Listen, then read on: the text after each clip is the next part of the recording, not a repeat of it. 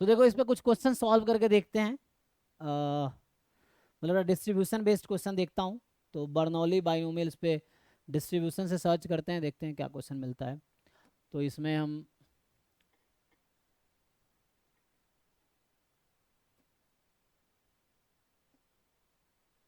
या random variable से भी कर सकते हैं ना। अभी रैंडम वेरिएबल सर्च कर रहे थे अभी हम। तो रैंडम वेरिएबल अगर देखेंगे,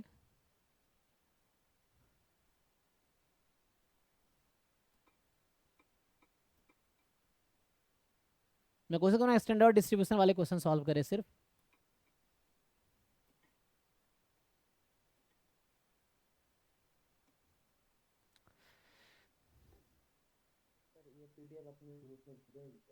क्या क्या?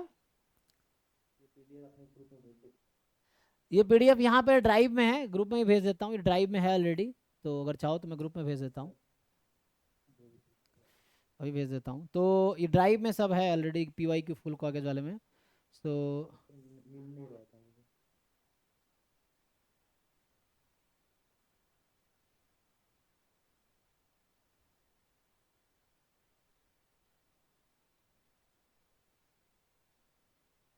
मैं भेज देता हूँ।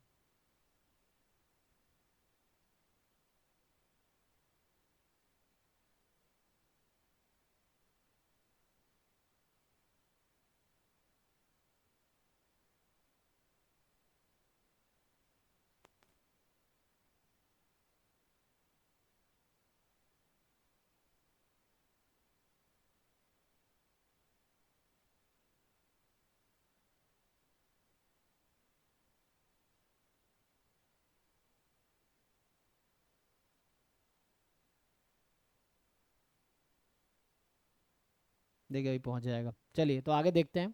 चलो ये क्वेश्चन से स्टार्ट करता हूँ। देखो तुम लोग कर पाओगे नहीं कर पाओगे, आधा आधा है। अभी आराम से ध्यान से देखना। तो कुछ क्वेश्चन सॉल्व करके देखो अभी जितना पढ़े हो उसके हिसाब से। तो जैसे ये है, आधा पार्ट यहाँ है, आधा पार्ट वहाँ है।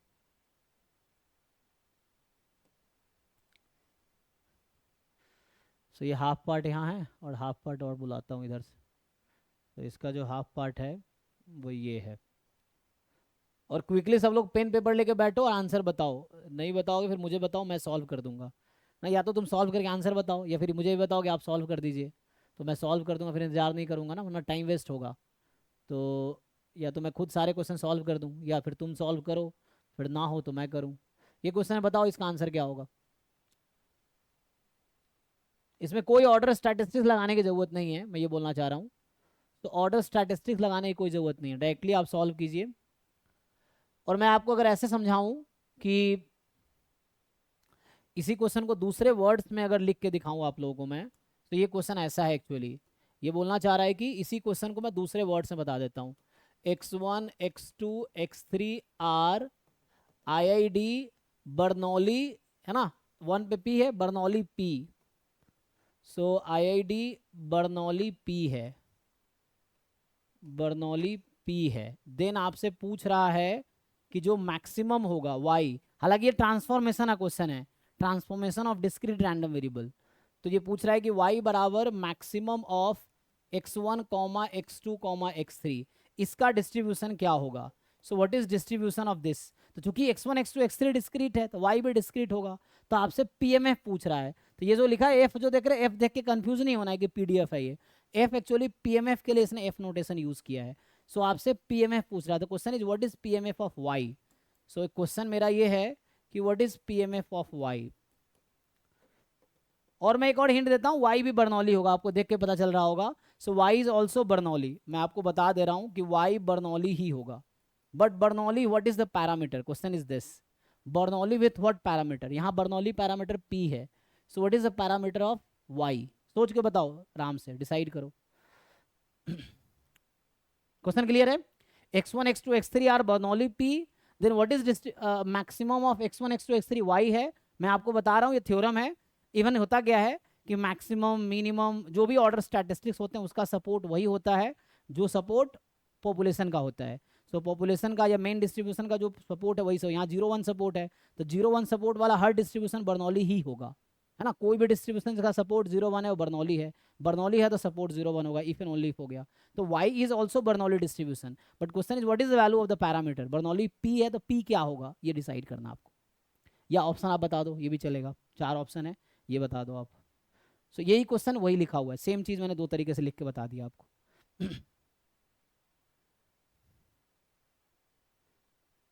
और यही सब एग्जाम में भी मिलता है ना, ये है।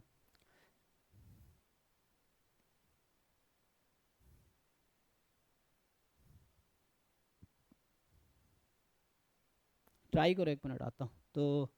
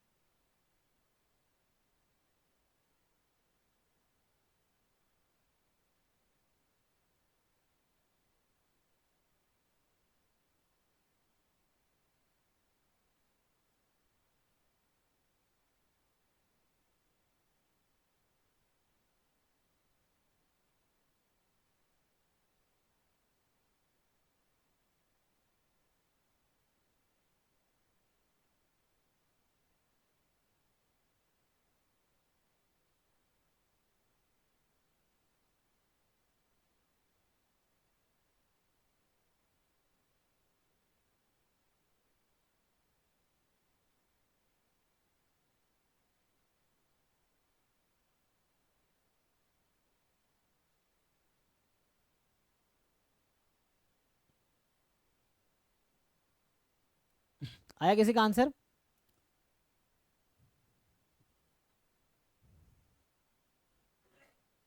देखो इनडायरेक्टली, अरे मतलब सेव सेव तो किया ही नहीं मैंने, ये किस बैच का था, 1 मिनट 1 मिनट, ये सेव करना रह गया तो।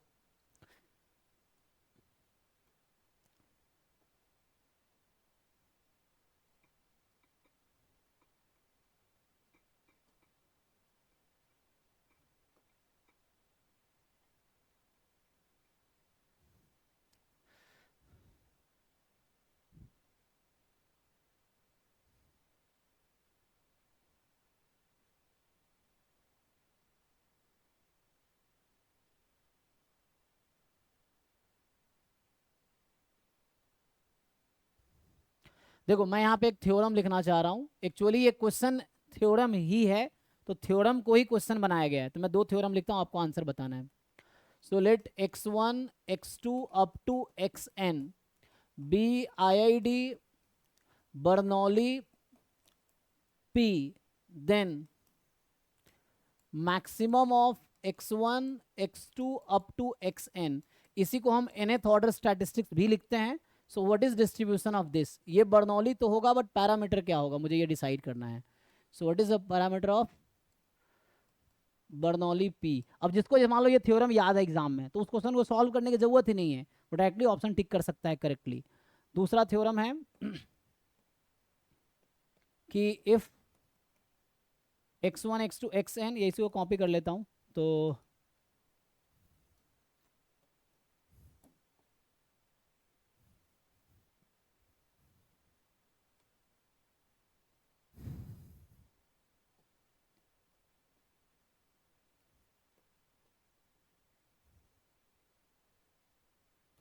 बताइए अब जो लोग बता सकते हैं, पी नहीं लिख रहा हूँ, ये मैं पूछ रहा था, ये लिख नहीं रहा हूँ अभी, मुझे जानना है कि what is the parameter here, what is the parameter here, question ये है, ठीक है ना। अभी जो लोग बता पाएंगे बताइए। पानी दे, बता पाओगे कोई? फर्स्ट का आंसर क्या, फर्स्ट थ्योरम, सेकंड क्वेश्चन, यहाँ मैं पैरामीटर पूछ रहा हूँ, what is parameter here and what is parameter here, ये पूछना चाह रहा हूँ। सर आपने तो पी लिखा था, पी होने से ऑप्शन बी होगा। हम्म, तो नहीं पता। वो मैंने गलती से लिख दिया था, पी नहीं होगा, ठीक है ना, वो गलती से लिख दिया था।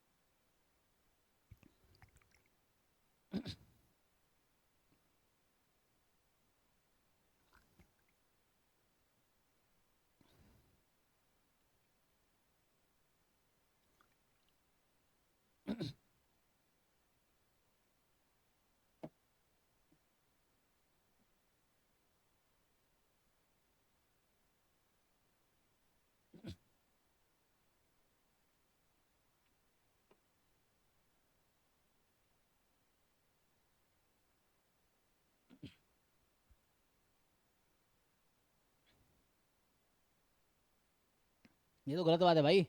तुम लोग एमएससी या तो कर लिए होगे या कर रहे होगे, अभी आंसर नहीं बता पा रहे तो गलत बात है। तो बहुत आसान सा क्वेश्चन है ये।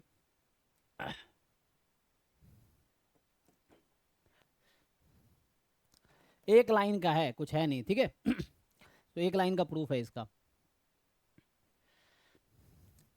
ये बताओ, अगर मैं बोलूं probability maximum of x1 x2 xn, जो मैक्सिमम है वो 0 है, so what does it mean. मेरे पास देखो, यू नो ऑलरेडी कि ईच एक्स आई का सपोर्ट 0 1 है, बर्नौली है सपोर्ट 0 1 होगा, so x I can take value 0 और 1। अब क्या है हमारे पास अब मैं पूछ रहा हूं कि मैक्सिमम ऑफ एक्स आई 0 होगा, so what does it mean, इसका क्या मतलब है बताओ मुझे कोई। What about X I's. 0 into, नहीं नहीं, मैक्सिमम 0, इसका मतलब क्या है, each X I has to be 0 है ना, मैक्सिमम 0 आ रहा है, तो अगर एक भी 1 हो जाएगा तो मैक्सिमम 1 हो जाएगा, means all individually each random variable has to be 0 actually. So यहां से x1 भी 0 होगा, x2 भी 0 होगा, xn भी 0 होगा। अच्छा, ओके, सो ये हमारे पास आ गया ना। अब ये IID बोल रखा है तो इंडिपेंडेंट भी है, तो इंडिपेंडेंट अलग अलग कर दो, तो सबकी प्रोबेबिलिटी अलग अलग। अब बताओ, यहाँ पे ये बर्नौली P था तो 1 पे P था, तो 0 पे 1 माइनस पी, तो ये 1 माइनस पी की पावर n हो गई ना। इसकी 1 माइनस पी, इसकी इंटरसेक्शन को प्रोडक्ट में लिख सकते हैं हम लोग, तो ईच की प्रोबेबिलिटी 1 माइनस पी है, तो पावर n हो गई। अब आपसे मैं पूछ रहा हूँ कि what is the probability of maximum x1 x2 xn being 1। तो 0 और 1 तो बाइनरी है, क्योंकि यहाँ 0 या 1, सपोर्ट 0 या 1 होगा, तो कॉम्प्लीमेंट ले लो, तो ये हो जाएगा 1 माइनस पी की पावर n। तो इसका आंसर क्या हुआ जो मैं पूछ रहा था आपसे, तो इसका आंसर आ गया बर्नौली 1 माइनस पी की पावर n, ये हुआ। अब इसी लॉजिक से आप लोग मुझे बताइए इसका डिस्ट्रीब्यूशन क्या आएगा, अगर आपको समझ आया तो बताइए, सेम लॉजिक से। Sir 1 minus P to the power n कैसे लिखें? 1 माइनस पी की पावर, n कैसे आया? अरे भाई, अगर मान लीजिए किसी इवेंट की प्रोबेबिलिटी p है, तो उसके कॉम्प्लीमेंट की प्रोबेबिलिटी कितनी होगी। 1 माइनस पी। तो 1 माइनस पी। ये आपको समझ आया, ये कैसे आया। वो समझ में आ गया, हाँ, नीचे वाला नहीं आया। अरे भाई तो ये बताओ, एक तो आपको ये समझ नहीं आ रहा होगा, बर्नौली का सपोर्ट क्या होता है। होगा प्रोबेबिलिटी ऑफ x1 एक मिनट पहले उसको उसको क्लियर कर ले, एक मिनट। बर्नौली का सपोर्ट क्या होगा। 0 1। हाँ, तो अगर मान लो 0 पे प्रोबेबिलिटी ये है, तो 1 पे प्रोबेबिलिटी क्या होगी। उसका कंप्लीमेंट तो क्या होगी, कॉम्प्लीमेंट क्या होती है। 1 माइनस जो भी है प्रोबेबिलिटी। तो अब अभी समझ आएगा, अभी भी नहीं आया। ये मैक्सिमम ऑफ, इसमें sir maximum of x1 x2 x ये अप टू xn है तो देख, हाँ बोल लो, पहले पूरा बोल लो, फिर मैं आगे बोलता हूँ। हाँ हाँ, तो सर इसमें कुछ अच्छा हाँ, दो ही इवेंट है इसमें और कुछ नहीं। ये जो रैंडम वेरिएबल है इसका सपोर्ट या तो 0 होगा या 1 होगा, चाहे x1 x2 xn आप कुछ भी ले लो 0 1 में से, उसका सपोर्ट या तो 0 होना है या 1 होना है। तो 0 होने की प्रोबेबिलिटी ये थी।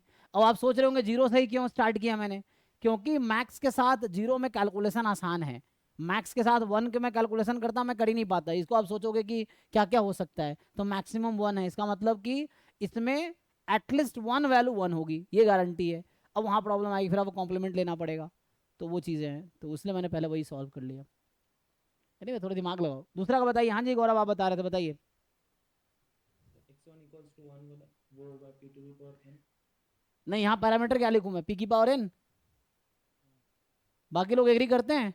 मिनिमम मिनिमम अगर 1 हो तो बाकी सब भी तो 1 हो जाए, हाँ एग्जैक्टली एग्जैक्टली। तो p to the power n और उसमें 1 माइनस p टू द हाँ, पावर। पैरामीटर में 1 पे ही प्रोबेबिलिटी लिखते हैं एक्चुअली हम।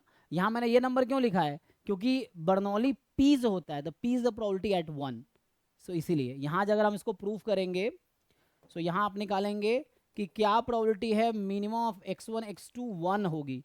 यहाँ मैंने 0 से स्टार्ट किया because working with 0 was easy. यहाँ तो मिनिमम के साथ 1 के साथ वर्क करना आसान है। तो यहाँ से हो गया प्रोबेबिलिटी।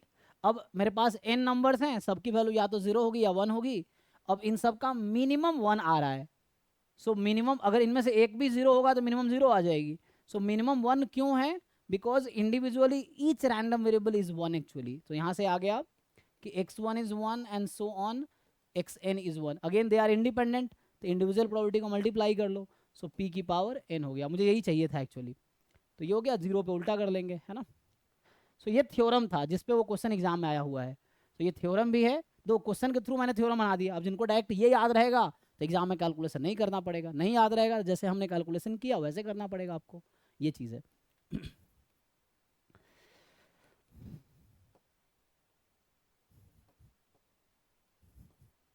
चलिए 0 ना, 1 पे निकाल दिया हमने 0, तो ये आ जाएगा। और किसी को अभी भी डाउट है देख लो, बताओ। तो एक्साई बर्नौली है, तो मैक्सिमम एक्साई मिनिमम एक्साई वो बर्नौली ही होगा। अब पैरामीटर हमने लिख दिया। अब आप देख के मुझे अब इसका आंसर बताइए। अच्छा, क्वेश्चन तो गायब कर दिए। क्वेश्चन तो मैंने, चलो अब मैं लिखूंगा नहीं दोबारा, या स्क्रीनशॉट में नहीं लूंगा। सो ये जो है ना, इसका क्या आंसर होगा इन चारों में से, समझ आया आप लोगों को? सी होगा। मैक्सिमम था तो, है ना। सो ईच का प्रोबेबिलिटी है ना, यहाँ पे क्या है, 1 पे p है।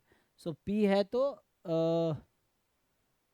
1 माइनस 1 माइनस पी, एक ना, यही था ना 1 पे। हाँ ठीक है, तो थर्ड ऑप्शन ट्रू है। ठीक है ना, आगे बढ़ता हूँ यहाँ से मैं। सो इसमें थर्ड ऑप्शन आपका ट्रू आया। इसमें मेनली था, 2 पार्ट था क्वेश्चन का, आधा इधर है आधा इधर है। सो ये वाला क्वेश्चन था एक्चुअली। ठीक है ना, तो क्वेश्चन वो यहाँ यहाँ चल रहा है। तो इसमें इसको आप इग्नोर कर सकते हो। You can ignore this thing, you can ignore this thing. तो हाफ पार्ट वहाँ है, हाफ पार्ट यहाँ है। तो इसमें सी ऑप्शन करेक्ट है। ठीक है, उस क्वेश्चन का।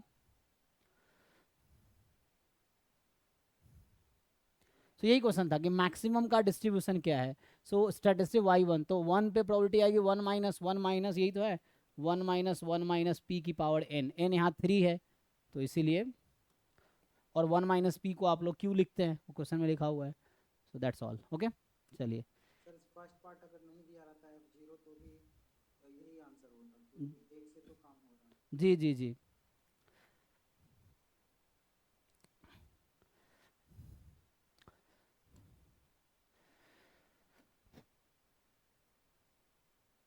ये nth मोमेंट अबाउट मीन, ये क्या मीन पढ़ा आप लोगों ने? पढ़ा तो है। ये 4 क्या था इधर, एक तो ये हो गया, वो तो weak law of large number वाला था, ये हमने अभी सॉल्व किया है। इससे पहले पहला नंबर पे क्या था? अच्छा ये था मैक्सिमम एम एल ही निकालना था, एम एल हमने पढ़ा नहीं अभी। सो ये क्या कह रहा है, X be the random variable with X बराबर 1, बर्नौली है। और पूछ रहा है M N nth moment about mean. So M, चलिए अच्छा क्वेश्चन है ये, मोमेंट वाला क्वेश्चन है ना। तो जरा बताओ इसको सोच के क्या आंसर आएगा। ये क्वेश्चन जो है ये कहना चाह रहा है कि बर्नौली डिस्ट्रीब्यूशन है, ये भी बर्नौली पे ही काम कर रहा है।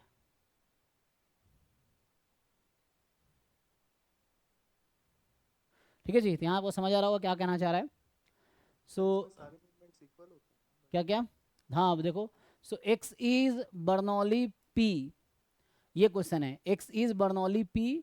और आप बोल रहे हैं nth moment about mu mu N, तो म्यू एन का मीनिंग यहाँ लिखा है nth मोमेंट अबाउट मीन। तो expectation of x minus mu की पावर n है ये। तो आपसे पूछ रहा है म्यू 2n माइनस, नहीं 2n प्लस 1, ये 0 होगा इफ एंड ओनली इफ। तो इन चारों में से क्या ट्रू होगा, देख के बताइए, सोच के बताइए आप लोग। किसी को डाउट है देख लो, क्वेश्चन देख लो एक बार ठीक से और बताओ।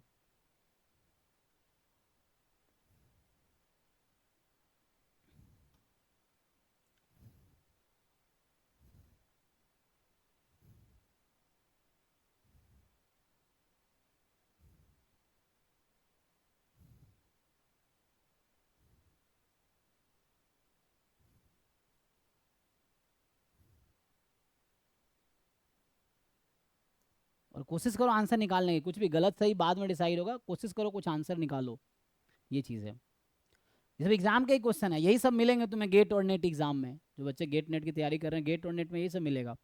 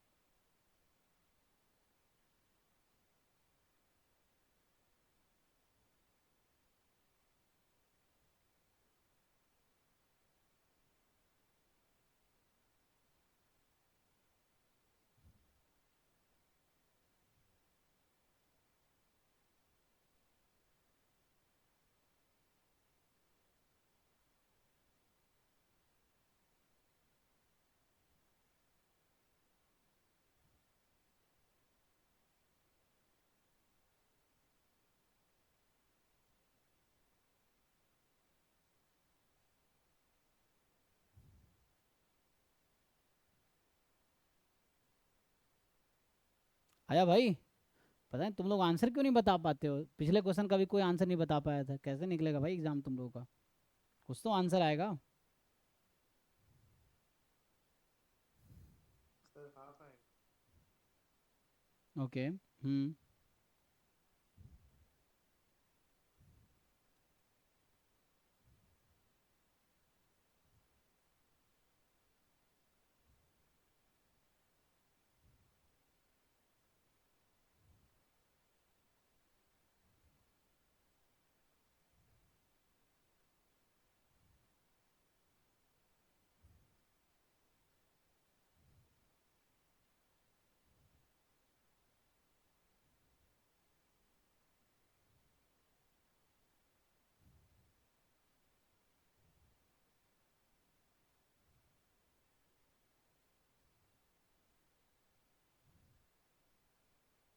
इसको चार्ज पर लगा दीजिए।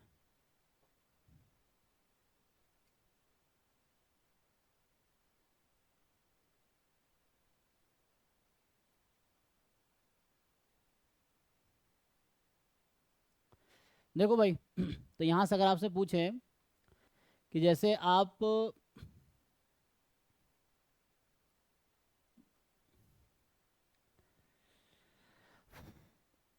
ई ऑफ एक्स की पावर एन कितना आ रहा था यहाँ से, इसमें कितना आता है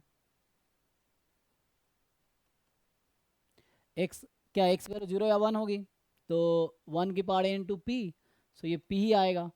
अब मुझे ये देखना है एक्स माइनस ई एक्स, इसकी पावर एन कितनी आएगी, तो ये क्या ही आ जाएगा, सो 1 माइनस पी की पावर एन और इंटू प्रोबेबिलिटी एट 1, ये आ जाएगा। अब आप बताओ, चेक कर लो एक बार है ना कि एक्स की वैल्यू, ये ई एक्स तो यहाँ पे सिंपली ऐसा हो गया, ये हो गया, यही आपका म्यू एन है, ठीक है ना। सो म्यू एन आ जाएगा एक्सपेक्टेशन एक्स माइनस पी इसकी पावर एन, इसको खोलोगे एक्स की वैल्यू या तो 0 है या 1 है। अच्छा ओपन करना पड़ेगा इसको, एक्स को 1 रखूंगा, सो 1 माइनस पी की पावर एन और प्रोबेबिलिटी एट 1 तो इंटू पी, ये होगा ना। इसका एक्सपेक्टेशन निकाल रहे हैं हम लोग, इसका एक्सपेक्टेशन क्या होता है, ये रैंडम वेरिएबल है, function of random variable. So x को 1 रखा, प्रोबेबिलिटी एट 1, आपको याद होगा एक्सपेक्टेशन ऑफ जी एक्स, जब हम लोग ये लिखते हैं ना अक्सर एक्सपेक्टेशन ऑफ जी डिस्क्रीट है, so g x into probability at x, जो भी एक्स की पॉसिबल वैल्यू है, x belong to support of x, तो वही कर रहे हैं। तो एक्स की वैल्यू यहाँ 0 1 है, तो अगर एक्स की वैल्यू जब 1 है तो ये हो जाएगी, और 0 होगी तो माइनस पी की पावर है ना, प्रोबेबिलिटी एट 0, प्रोबेबिलिटी एट 0 कितना है 1 माइनस पी, सो ये आ जाएगा 1 माइनस पी। अब आपको यही बोला है कि ये 0 हो जाए, यही क्वांटिटी 0 हो जाए ना, तो देख लो अब। तो ये आ गया आपका आंसर इस केस में, p इंटू 1 माइनस पी की पावर n माइनस पी की पावर n 1 माइनस पी, और बोल रहा है ये 0 कब होगी। सो क्वेश्चन इज, अच्छा ये तो अभी लिखा है हमने म्यू n लिखा है, this is expression for mu n, what is expression for mu 2n plus 1, तो n जहाँ जहाँ है उसको रिप्लेस कर दो 2n प्लस 1 से, ठीक। सो n को 2n प्लस 1 लिखोगे तो 1 माइनस पी की power 2n plus 1 into P, और ये ऑड है, माइनस पी की पावर 2n प्लस 1 तो ऑड हो जाएगा, तो ये माइनस बाहर आ जाएगा, p की power 2n plus 1 into 1 minus P, ये आ गया। अब क्वेश्चन है ये 0 कब होगी, व्हेन इट इज 0, अब चेक कर लो आप। सो 0 तभी होगी जब p को हाफ रखेंगे है ना, वरना वो 0 नहीं आएगा, चेक कर लो एक बारी। सो अगर मैं सर p को हाफ रख दूं, so mu 2n plus 1 simply 1 minus 1 by 2 half, half की power 2n plus 1 into half, तो हाफ की पावर 2n प्लस 2 हो जाएगी, और माइनस हाफ की power 2n plus 1 half 2n plus 2, तो कट के 0 आ जाएगा। सो ठीक है, सिर्फ हाफ होगा। सो जो बताए थे सही बताए थे ना, तो हाफ तक एग्जाम में यही सब आएगा, मैं कह रहा हूँ यहाँ नहीं कर पाओगे एग्जाम में भी नहीं होगा, सिंपल सी चीज़ें हैं। अगर सर वो तुम, थ्योरम वाला पेज एक बार कर देंगे, कौन सा वाला, जो जिस पे आपने सर बर्नौली के 2 थ्योरम लिखे थे। हाँ ये था। इसलिए मैं कह रहा हूँ प्रॉब्लम सॉल्व करने की सब लोग हैबिट डालो, क्योंकि घर पे सॉल्व नहीं करोगे तो एग्जाम में कोई नया जादू नहीं होगा, एग्जाम में तुमसे नहीं होगा, फिर कहोगे कि सर हमने पूरे साल मेहनत किया हमसे क्वेश्चन एग्जाम में नहीं हुआ। ये चीज़, जब तक क्वेश्चन सॉल्व घर पे नहीं होगा एग्जाम में भी सॉल्व नहीं होगा। तो इसलिए क्वेश्चन सॉल्व करने की हिम्मत डालो, अनसॉल्व क्वेश्चन सॉल्व करने का कोशिश करो बिना किसी हेल्प से, है ना। जैसे ये क्वेश्चन जब हम कर रहे थे इसका भी कोई आंसर शुरू में नहीं, जब थ्योरी नहीं बताया तब तक किसी ने आंसर नहीं बताए थे। इसका एक ने बताया, चलो सही था, सही से तो बताओ भाई। कोई एग्जाम में जादू नहीं होगा, ठीक है ना। जो बच्चा मेहनत कर रहा है, खुद से सॉल्व कर पा रहा है, उसी का एग्जाम निकल। हाँ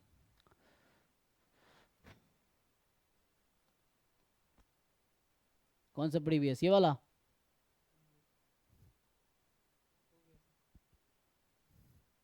तो पी को हाफ रखेंगे जीरो हो जाएगा, या उल्टा कर सकते हो ना, ये जीरो इफ एंड ओनली पूछा है ना, पी को हाफ रखने पे ही जीरो होगा, कुछ और रख के देखो जीरो नहीं आएगा। चीज पूछनी थी हाँ सर, इनफाइनेटली ऑफन मतलब क्या मतलब होता है? इन्फिनाइटली ऑफन ये एक वर्ड आता है उसमें बोरेल कैंटली लेमा में, है ना। तो इन्फिनाइटली ऑफन का मतलब है कुछ फाइनाइट को छोड़ के, ठीक है ना। तो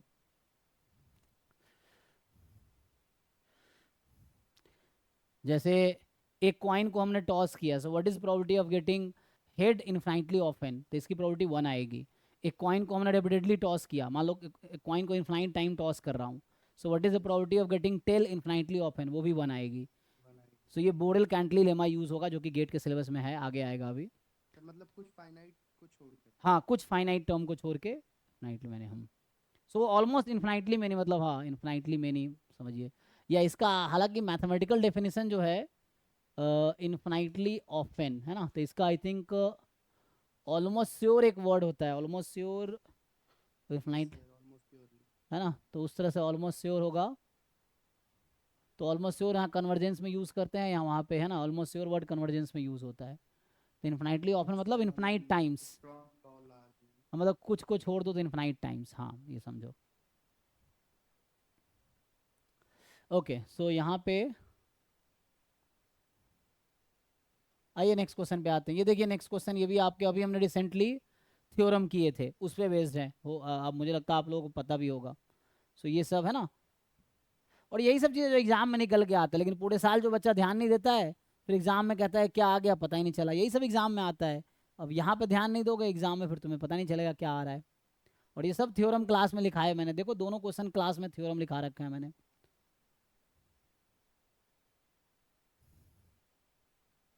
ये दोनों थ्योरम ही है। अभी जाओ तो लास्ट के कुछ क्लासों के पिछले 2-3 क्लास का तुम वो देख लो, नोट्स देख लो, उसमें थ्योरम है दोनों क्वेश्चन।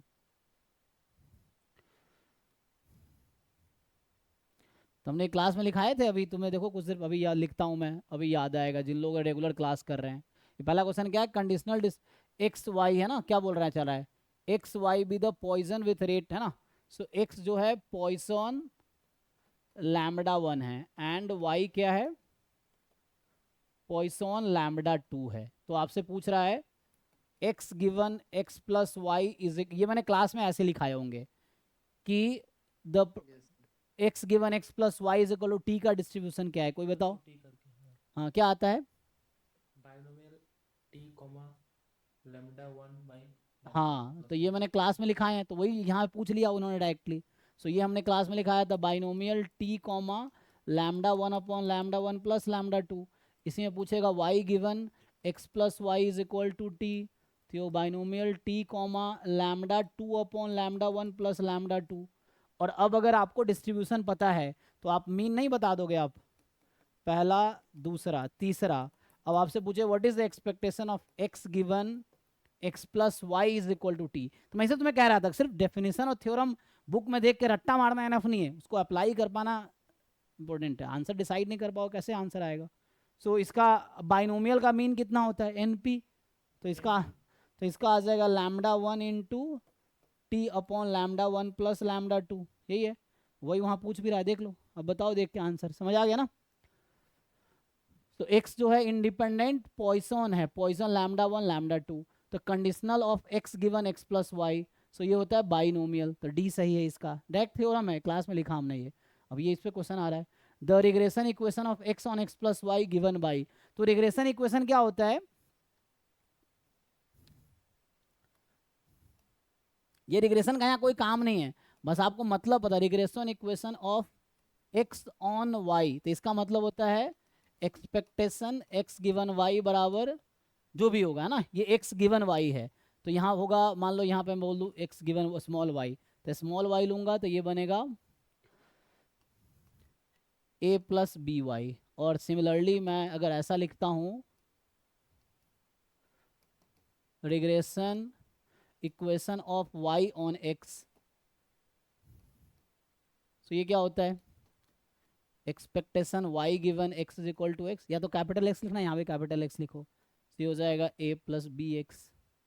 ठीक है, तो ये डेफिनेशन ही होता है उसका। तो देख के बताओ यहाँ पे, the regression equation of x मतलब समहाउ एक्सपेक्टेशन, तुम ये नहीं भी पढ़ोगे ऑप्शन देख के बता दोगे, यहाँ पता है ना, तो क्या होगा बताओ, एक बार देख के बताओ क्या ऑप्शन आप लोगों को लग रहा है इसमें।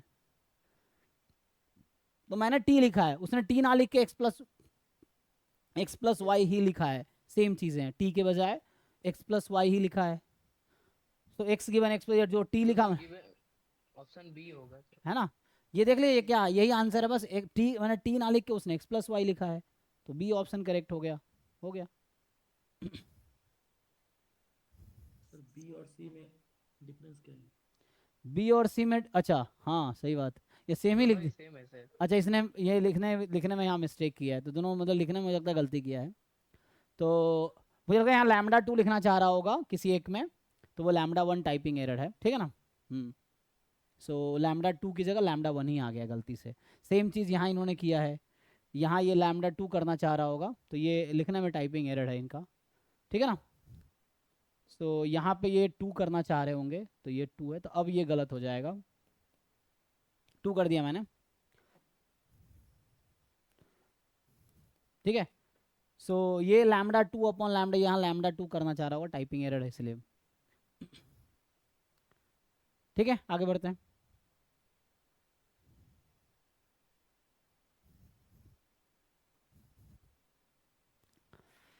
तो इस पे ये भी कर सकते हो सॉल्व, भी कुछ खास नहीं है, क्या बोलना चाह रहा है, x Y be the event which are mutually independent probability that the random variable and in the number of x y zero happen, ये तो बेसिक प्रोबेबिलिटी का है, किया होगा पहले तुम लोगों ने, छोड़ दो अभी, बेसिक प्रोबेबिलिटी का है ये, है ना, इवेंट्स हैं ये, इवेंट्स पे बता रहा है। ये देखो सिमिलर क्वेश्चन फिर से आ गया, अब यहाँ इन्होंने क्या किया, सेम ही क्वेश्चन है, बस इन्होंने उसी को दूसरे तरीके से पूछ लिया तुमसे, ये अभी जो क्वेश्चन किया ना सेम ही क्वेश्चन है ये, बस थोड़े से घुमा दिया इसको। बताओ भाई आंसर बताओ, देखो देख के बताओ, कुछ डिफरेंस तो है नहीं, सेम ही क्वेश्चन है ये, तो थ्योरम पे बेस्ड, को तो राइट साइड में लेके जाए। हाँ निकाल के बताइए, फाइनल आंसर बताइए।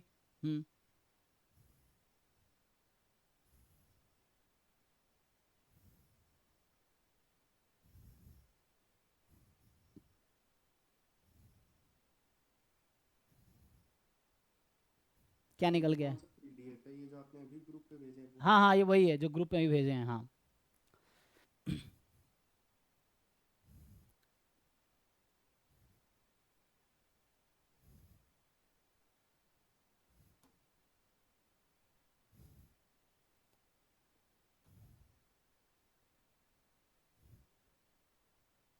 तो इसने कहा x जो है वो है पॉइसन 1, y जो है वो है पॉइसन 2, ठीक, तो x पॉइसन 1 y पॉइसन 2, इसको क्रॉस मल्टीप्लाई कर लोगे, x is equal to 1 given x plus y is equal to 4, अब x given x plus y is equal to 4 का डिस्ट्रीब्यूशन क्या होगा जी, अभी लिखा था हमने,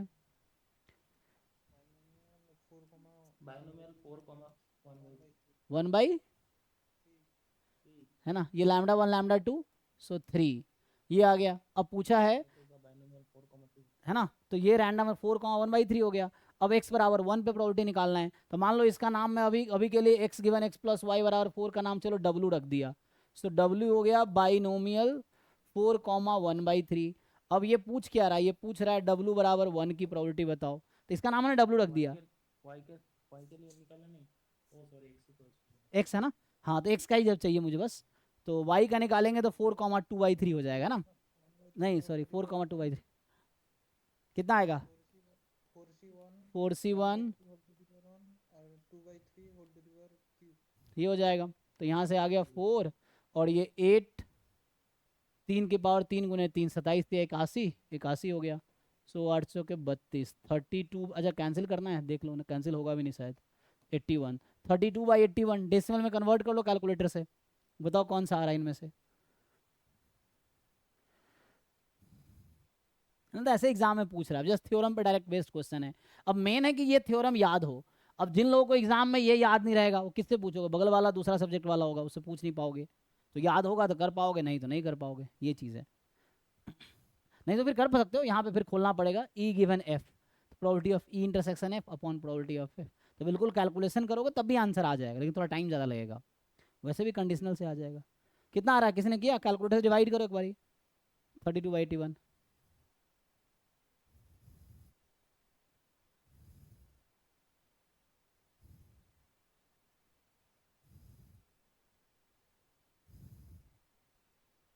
0.395। ये सी, ठीक है।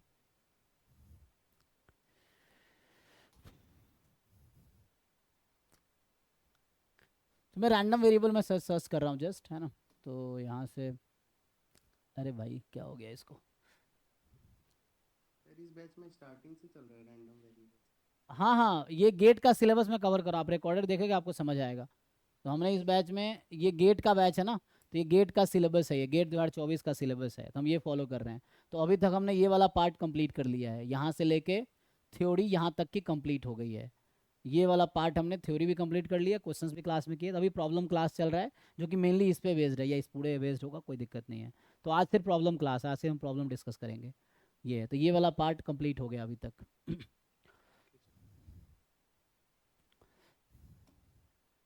तो अर्जुना बैच का रिकॉर्डेड देखेंगे आपको समझ आ जाएगा।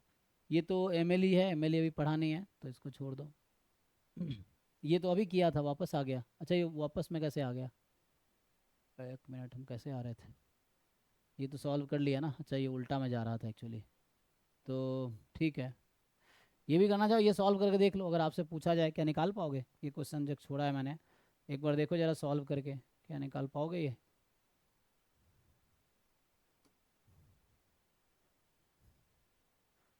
तो ये हो गया, और इधर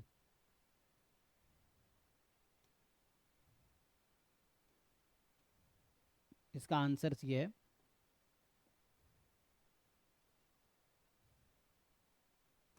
हाफ हाफ, हाफ इधर हाफ इधर। तो ये इसी क्वेश्चन का अगला पार्ट है।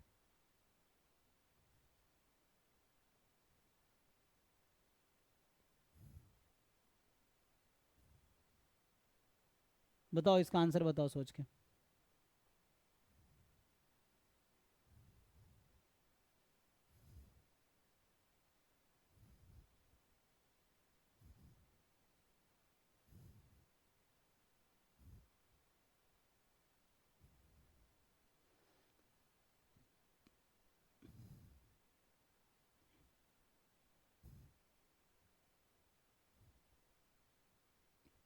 सर उससे तो मतलब प्रोबेबिलिटी ए बी सी होगा ना।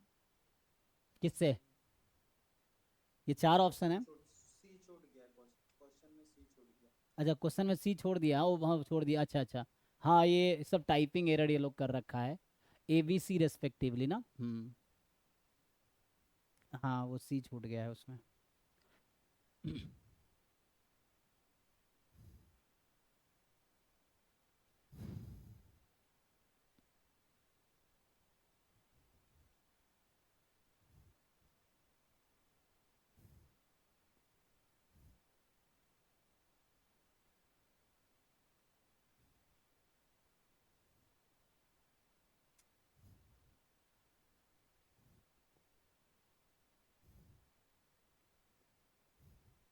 Sir option C. ऑप्शन कौन सा, सी। हाँ सर। सी फॉर कलकत्ता, हाँ।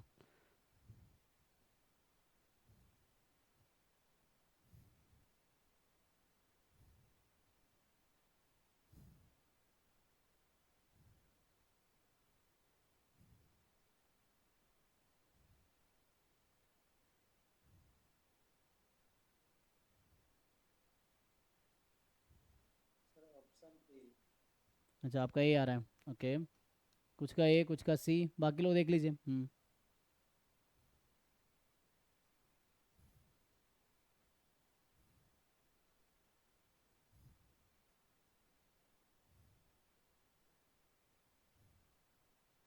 Option C.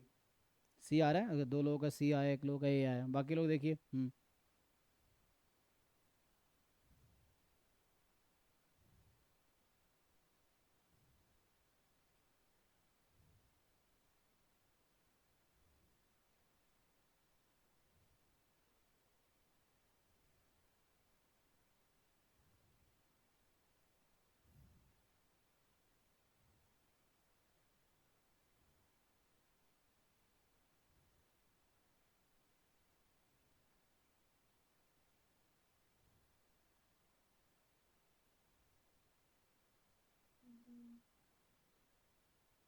सी आ रहा है सबका? तो नहीं सर, बी आएगा, बी। बी आ रहा है आपका, वह पहले सी था, आपका बी आ गया, ओके। तो अच्छा, बी आ रहा है, ओके। तो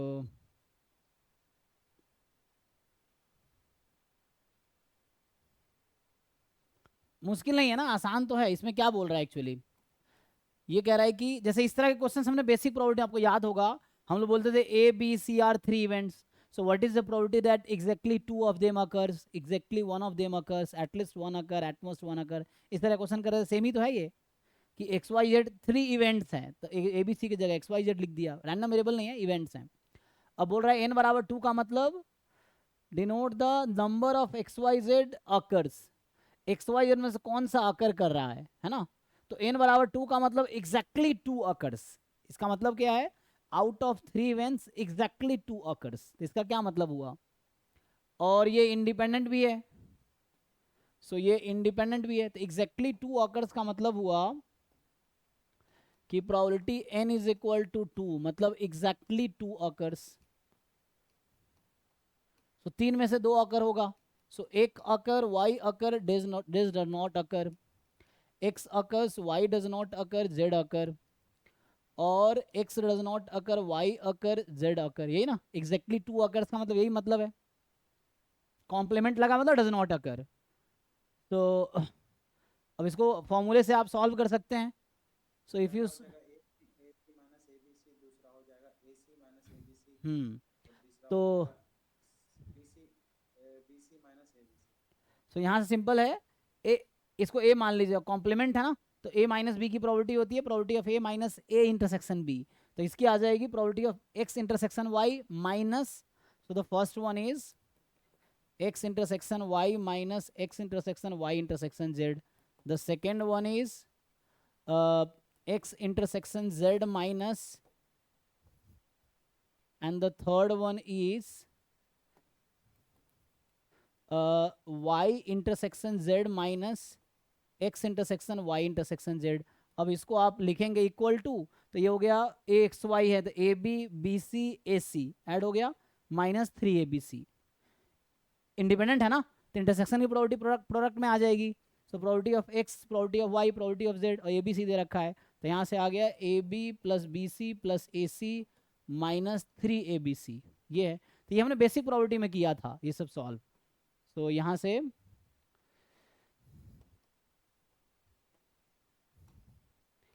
ठीक है ना, तो सॉरी क्या लगा दिया, सी ना, बी वाला पार्ट। सो बी आ गया आंसर, किसी को डाउट है तो पूछिए। तो ये था एग्जैक्टली 2 इवेंट्स अकर, इसका ये मतलब था कि एग्जैक्ट n बराबर 2 मतलब एग्जैक्टली 2 इवेंट अकर्स। सर पहला वाला टर्म को ए बी सी बार लिख सकते हैं, क्योंकि ए बी अगर इंडिपेंडेंट है तो ए बी एक दूसरे का कॉम्प्लीमेंट भी इंडिपेंडेंट होगा, उस हिसाब से पहला वाला को ए बी सी बार, दूसरा वाला को बी बी ये ए जी जी जी, बार। वो सेम बात है। हाँ, जो आप कह रहे हैं वो सही है, उससे कर सकते हैं आप। तो तो ये सैंपल साइज छोड़ो, अभी सैम्पलिंग उम्पलिंग तो हम, 19 थोड़ा बताना।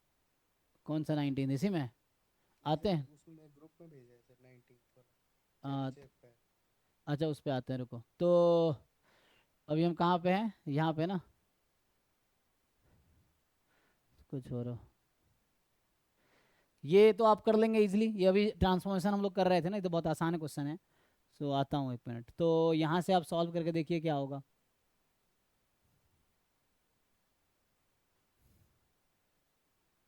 सो क्विकली बताओ इसका आंसर क्या। 4 ऑप्शन है, आप देख के बताओ। आसान क्वेश्चन, बहुत आसान है ये, ट्रांसफॉर्मेशन का बेसिक एप्लीकेशन है।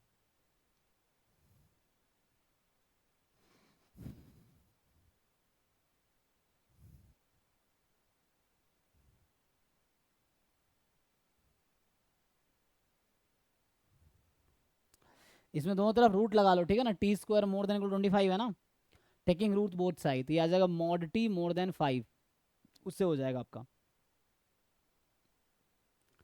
मॉड टी मोर देन 25 हो जाएगा ना। सो उससे कर लो। अब टी का मीन 0 आएगा एक्चुअली, तो ये है probability mod t minus mu more than equal to k, तो क्या होता है less than equal to sigma square upon k square, लगा लीजिए। समझ आया कि नहीं, नहीं तो फिर मैं कर देता हूँ, देख लो। हाँ, उसमें रूट बस मॉड फॉर्म में लाना, आपको स्टैंडर्ड फॉर्म में ले आओगे तो हो जाएगा।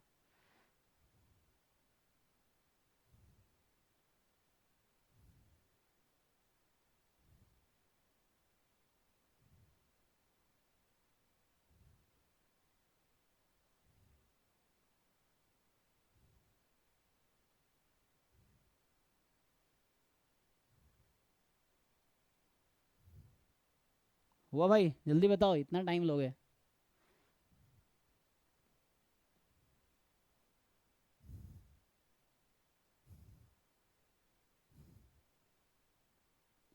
ऐसे प्रॉब्लम क्लास है, जिनको प्रॉब्लम सॉल्व करना पड़ा वो बाकी लोग जाके मजे लो, है ना। प्रॉब्लम सॉल्व कर रहे हो तो बताओ आंसर, ये है कुछ खास।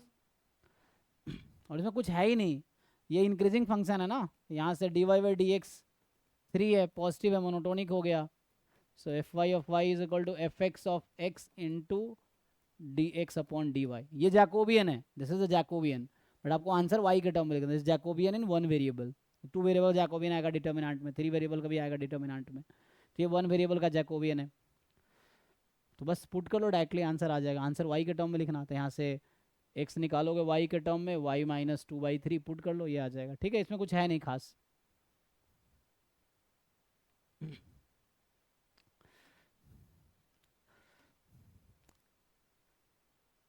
इसे तो पढ़ रखा आप लोगों ने, बताइए इसका आंसर। देखो एग्जाम में क्या ही नया आ रहा है, तुम देखो बस, तुम देखो क्या ऐसा आ रहा है जो तुमने नहीं पढ़े हैं, वही सब चीज़ें हैं। लेकिन फिर भी लोग क्वालिफाई नहीं कर पाते, दिक्कत ये है, इनफाइनाइट जीपी लग गया। है ना। 1 साल पढ़ने के बाद भी बहुत सारे बच्चे होते हैं, पिछले साल भी गेट में मेरे पास 150 के अराउंड बच्चे होंगे टोटल मिला के, और कितनों ने क्वालिफाई किया है अराउंड, चलो 50-60 तो किए होंगे कम से कम, ये है। तो बाकी लोग क्यों क्वालिफाई नहीं करते हैं, क्योंकि वो एग्ज़ाम के 4 दिन पहले जगते हैं, फिर देखते हैं 4 दिन में वो पूरा कवर कर लेते हैं जो मैंने 1 साल में पढ़ाए हैं, वो 4 दिन में ही कर लेते हैं सब।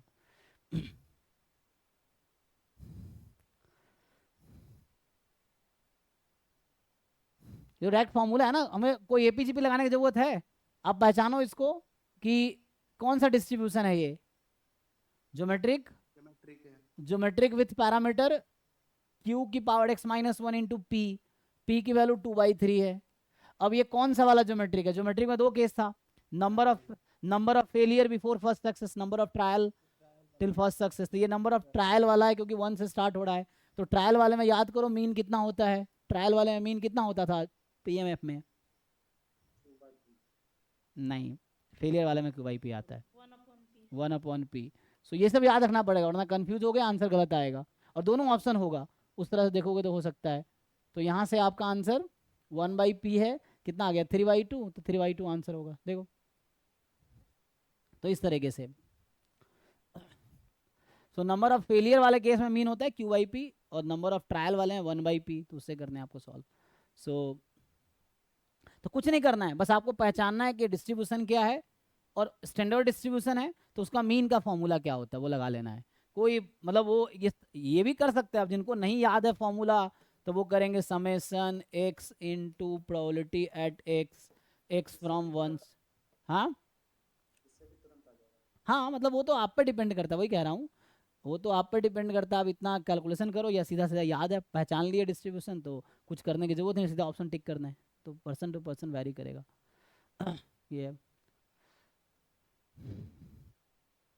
तो ये टेस्टिंग वाला है, टेस्टिंग अभी करेंगे तो आगे डिस्कस करेंगे। ये ज्वाइंट डिस्ट्रीब्यूशन है, ये भी पढ़ा नहीं है, तो इसको छोड़ो। बाकी ये तो बताइए, ये तो बहुत आसान सा क्वेश्चन है, इसमें कुछ खास है ही नहीं, है ना। तो ये बताओ 11th का ये एक लाइन का क्वेश्चन, ये थ्योरम क्लास में लिखा है मैंने इसका, है ना, ये डायरेक्ट थ्योरम है और थ्योरम को क्वेश्चन बना के पूछ दिया। एक्सपोनेंशियल 1। हाँ 1 या 2, ध्यान से देखो 1 या 1/2।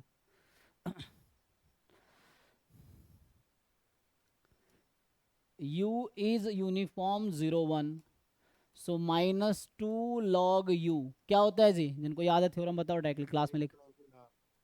So exponential with rate half या chi2 यही है। अब एक्सपोनेंशियल विथ रेट हाफ, तो तुम्हें कुछ करना ही नहीं है, थ्योरम याद है तो कुछ डिस्ट्रीब्यूशन नहीं गाना, वरना तुम ट्रांसफॉर्मेशन का फॉर्मूला लगाओ उससे भी हो जाएगा। बट आपको एग्जाम में टाइम बचाने हैं, गेट में 65 क्वेश्चन है, 3 घंटा है, तो आपको उसी में 65 क्वेश्चन अटेम्प्ट करने हैं, तो जितना टाइम बचाओगे अच्छा। दे थ्योरम डायरेक्टली है -2, अगर ये माइनस कुछ होता भी है क्या? क्या होता है, लाइक सर लॉग का जो कोएफिशिएंट होता है वही एक्सपोनेंशियल के अंदर आ यस जाता है। Yes, -λ log u is exponential 1/λ, ये होगा थ्योरम। सो ये इन जनरल थ्योरम हो गया ये, कि अगर u यूनिफॉर्म 0 1 है तो -λ log u का डिस्ट्रीब्यूशन एक्सपोनेंशियल 1/λ है, ये हो गया। तो लैम्डा यहाँ कुछ भी हो सकता है, कोई भी पॉजिटिव रियल नंबर चलेगा, ये है। तो ये तो आसान है, है ना, थ्योरम पे क्वेश्चन बना दिया।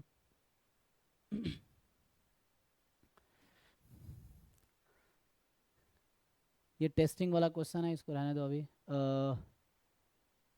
लो इसको ट्राई करो जरा, मीन वेरिएंस पढ़े हो ना, बताओ इसका आंसर।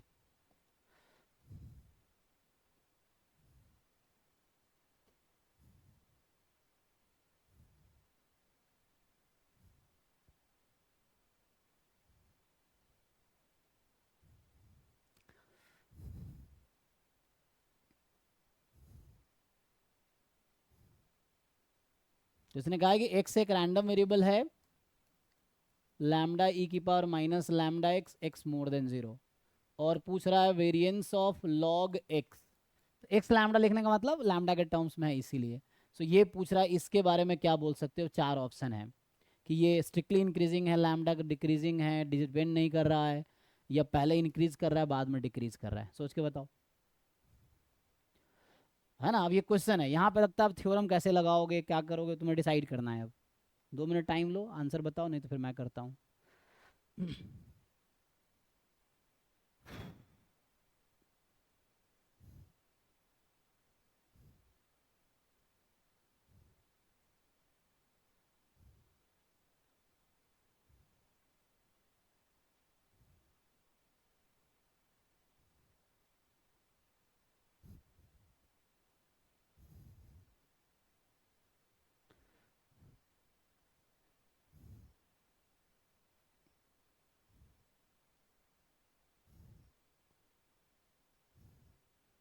सर ए होगा। ओके, एक का ये आ रहा है, बाकी लोग।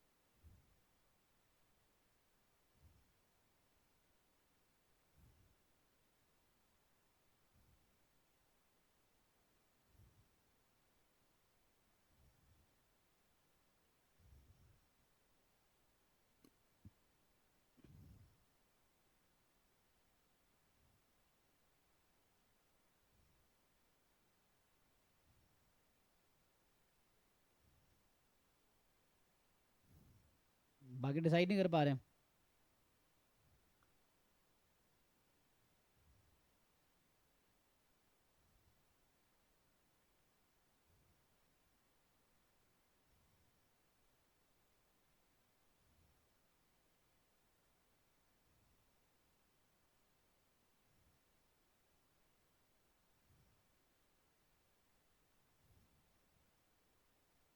देखो चलो एक क्वेश्चन पूछता हूँ।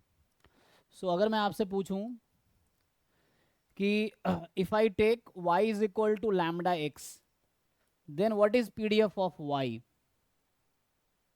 ये what is distribution of y, question ये है what is distribution of y. अगर वाई को मैं लैम्डा एक्स रख लेता हूँ, so what is PDF of y then. Exponential gamma sir hmm,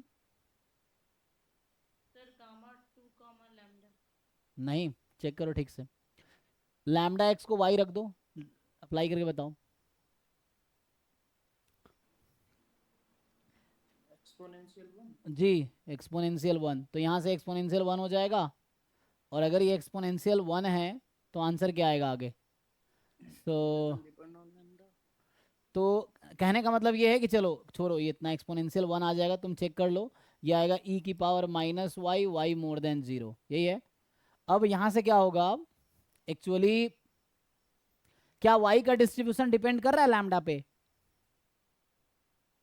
yes no, no ना, तो वेरिएंस ऑफ y डिपेंड करेगा लैम्डा पे, ध्यान से अब देखिए, will not depend on lambda. अब आप समझो इसको, अब मैं क्या करता हूं, ये जो कहा था इसने, तो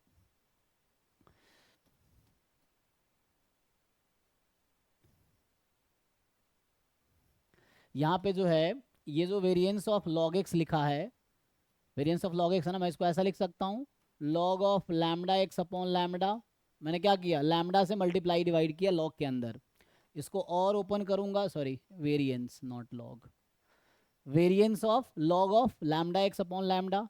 अब मैं इसको लिख सकता हूँ variance of log of lambda x minus log of lambda, तो ये हो गया variance of log y minus some constant. आपको पता होगा कि जैसे थ्योरम होता है, variance of x plus k is same as variance of x, चाहे plus minus k, variance of k into x is equal to के स्क्वायर वेरिएंस ऑफ एक्स, ये वेरिएंस की प्रॉपर्टी है। तो उस प्रॉपर्टी के हिसाब से इसका कोई इंपॉर्टेंस नहीं है वेरिएंस के आगे, सो इसको हटा देते हैं। So this is same as, अब आप बताइए y का डिस्ट्रीब्यूशन में तो लैम्डा का कोई काम है ही नहीं, y के डिस्ट्रीब्यूशन लैम्डा का कोई काम नहीं है, सो इसमें भी लैम्डा का कोई काम नहीं है, so this does not depend on lambda. तो आप अगर ऐसा समझिए, ये मैं निकाल रहा था वेरिएंस ऑफ लॉग एक्स, अगर आप इसको डिफरेंशिएट करेंगे लैम्डा के रेस्पेक्ट में इसी क्वांटिटी को जो पूछा था, तो स्ट्रिक्टली इंक्रीजिंग कब होगा, जब डेरिवेटिव पॉजिटिव होगी, स्ट्रिक्टली डिक्रीजिंग कब होगा, डेरिवेटिव नेगेटिव होगी। तो अगर मैं इसको डिफरेंशिएट कर देता हूँ इसके वेरिएंस को, तो ये तो लैम्डा से फ्री है, तो लैम्डा के रेस्पेक्ट में डेरिवेटिव क्या होगा, लैम्डा तो है ही नहीं ना इसमें, तो 0 हो जाएगा, तो ये इंक्रीजिंग डिक्रीजिंग सब फेल हो गया, तो डेरिवेटिव लैम्डा के रेस्पेक्ट में 0 होगा, तो आंसर सी करेक्ट है। सो यहाँ देखो ट्रांसफॉर्मेशन का कैसे यूज हुआ है इस क्वेश्चन में, सो इस तरह से है।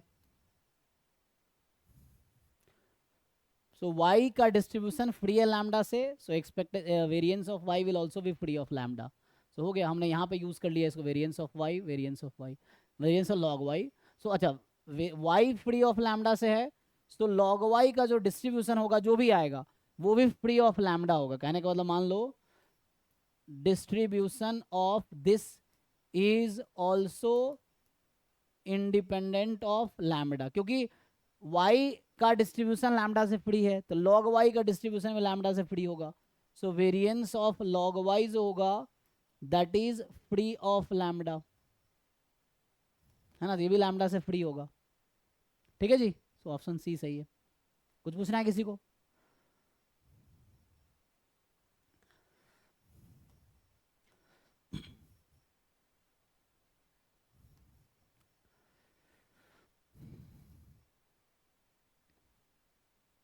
आइए इसको ट्राई कीजिए।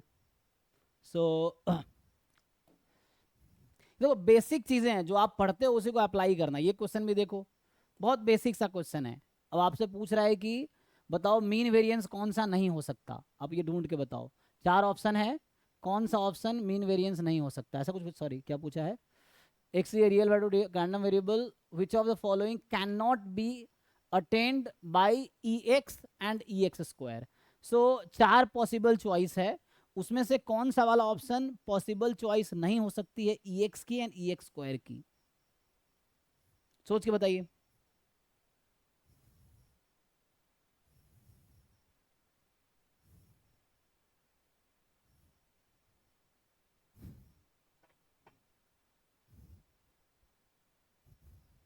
Sir B. बाकी लोग?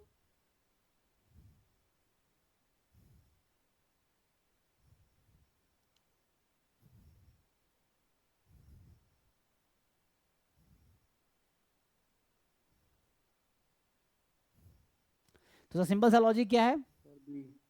कैसे डिसाइड कर रहे हैं आप लोग? वेरिएंस से बता सकते हैं। हाँ, या तो जेनसेंस इनइक्वालिटी लगा लो या वेरिएंस लगा लो, है ना।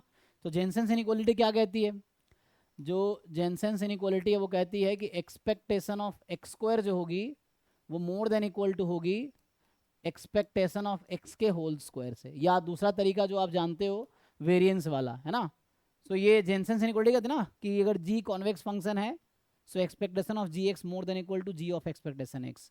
सो जेनसेंस इनइक्वालिटी लगा सकते हो आप, जेनसेंस, या वेरिएंस। आप लोग चूंकि ये वेरिएंस से डायरेक्टली रिलेटेड है तो बेटर है वेरिएंस लगा लो। सो वेरिएंस भी यही होता है E x square minus E x का होल स्क्वायर, और ये more than equal to zero होना चाहिए। तो आप देखिए ऐसे कौन कौन से ऑप्शंस हैं जिसमें variance more than equal to zero है।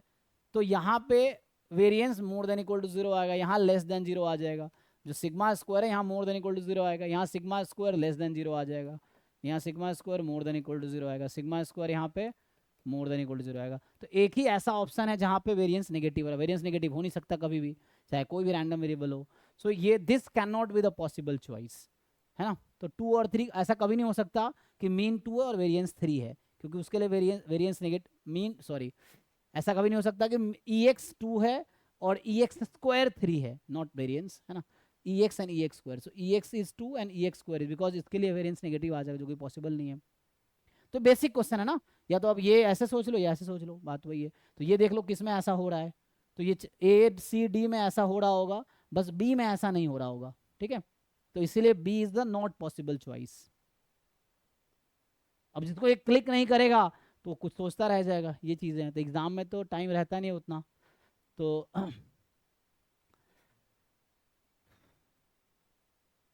आइए ये ट्राई करके देखो। तो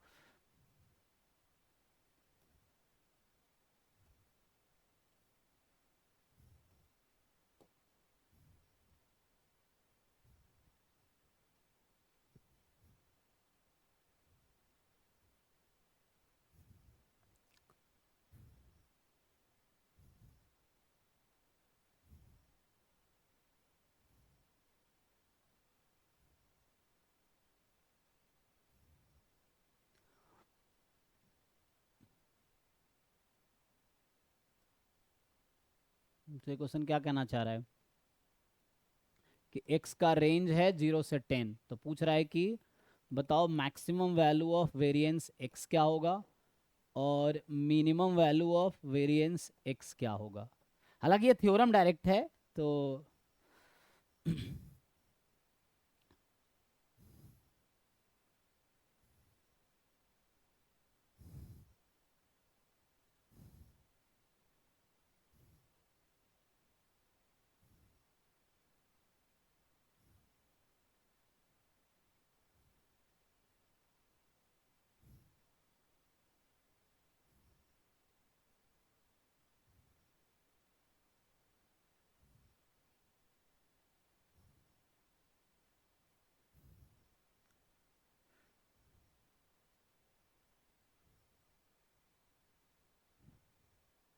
so random text values in this, it's not like कि ये सपोर्ट होगा, ये पीडीएफ पीएमएफ नहीं दिया ना।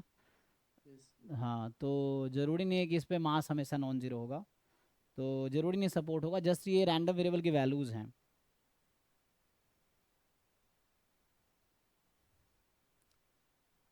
इसमें आइडिया नहीं लग क्या होगा? इसमें आइडिया नहीं लग रहा। अच्छा,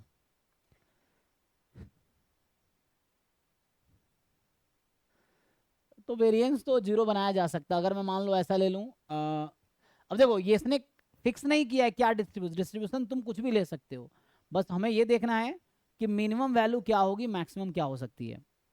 तो जैसे हम जानते हैं कि वेरिएंस नॉन नेगेटिव है, नेगेटिव तो हो नहीं सकता कभी भी। तो जैसे ये कह रहा है 1 होगा वेरिएंस मिनिमम वैल्यू, ये तो मुझे लग रहा है गलत है। क्यों गलत है? क्या तुम ऐसा कोई डिस्ट्रीब्यूशन लिख सकते हो जहां वेरिएंस 1 से कम आ जाए? इस सपोर्ट पे लिख सकते हैं?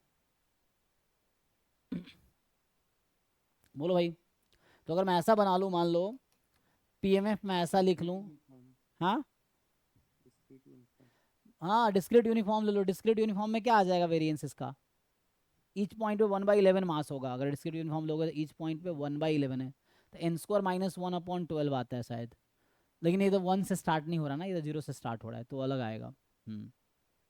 तो कोई कहीं कुछ भी ले लो, एग्जाम्पल के लिए चलो मैं ऐसा बना देता हूँ कि प्रोबेबिलिटी 1 है जब x 0 है और 0 है अदरवाइज, बाकी पे 0 ले लिया मैंने, ठीक है। मान लो ऐसा बना दिया मैंने, बाकी पॉइंट पे 0 ले लिया। अब वेरिएंस कितना आएगा इस केस में? इस केस में वेरिएंस कितना आएगा?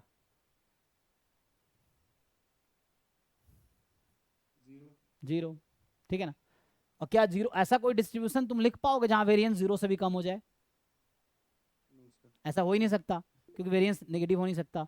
तो ये है कि ये ऑप्शन आउट हो गया, ये दोनों आउट हो गया। अब आपको देखना है, तो मिनिमम तो वेरिएंस 0 से कम वेरिएंस नहीं हो सकती, सो मिनिमम 0 होगी, 0 से कम पॉसिबल नहीं है। अब आपको देखना है मैक्सिमम वैल्यू ऑफ, अब 30 और 25 में आपको सेलेक्ट करना है कि वेरिएंस की मैक्सिमम वैल्यू क्या है। डिस्ट्रीब्यूशन अपने हिसाब से आप कुछ भी लिख सकते हो, इसने डिस्ट्रीब्यूशन नहीं दिया, इसने कहा कि 1 से 10 में वैल्यूज तुम ले सकते हो, 10 के आगे नहीं जा सकते, 0 से पहले नहीं जा सकते, उस बीच में तुम अपने हिसाब से फिट कर लो। तो 0 से 10 में अपने हिसाब से तुम पीएमएफ, क्योंकि डिस्क्रीट है ये, सपोर्ट इसका रेंज जो दे रखा है इसने इसमें वो तो फाइनाइट है, तो मतलब ये डिस्क्रीट ही बनाएगा ऑब्वियसली। तो आपको अपने हिसाब से अब मास फिट कर लो पॉइंट पे। बस आपको ये पूछ रहा है कि तुम कुछ भी फिट करो, ये बताओ कि मैक्सिमम वेरिएंस तुम क्या बना सकते हो और मिनिमम वेरिएंस क्या बना सकते हो। तो हमने एक सिंपल डिजेनरेट ले लिया, वेरिएंस 0 बना दिया। अब मैक्सिमम वेरिएंस के लिए मुझे सोचना होगा मैं क्या कर सकता हूँ, तो सोचिए आप क्या कर सकते हैं। सर हर पॉइंट पे इक्वल प्रोबेबिलिटी लगा दो। चलिए मान लीजिए इक्वल ले लीजिए, हर पॉइंट पे 11 पॉइंट है ना, तो हर पॉइंट पे हमने रख दिया 1/11 है। बताइए क्या वेरिएंस आएगा, निकल के निकालिए वेरिएंस इसका। क्या निकल के आएगा आपका? वेरिएंस होता क्या है? मीन से डेविएशन, कि मीन से डेविएशन जितना ज़्यादा होगा, है ना, डेविएशन का स्क्वायर होता है हालांकि, तो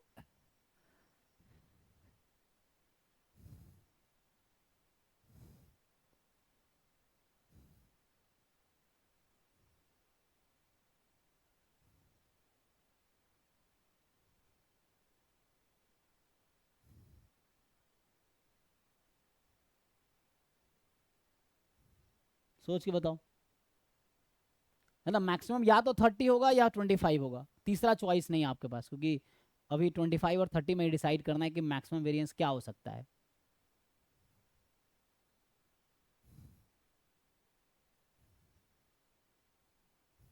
सर वैसे अगर 0 हुआ है तो उस हिसाब से तो 30 होना चाहिए मैक्सिमम।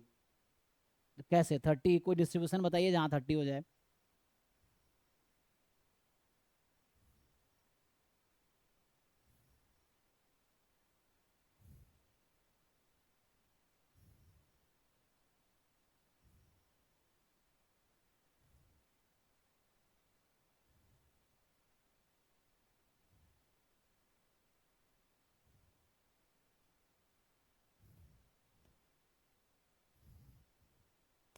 सर 25 आ रहा है।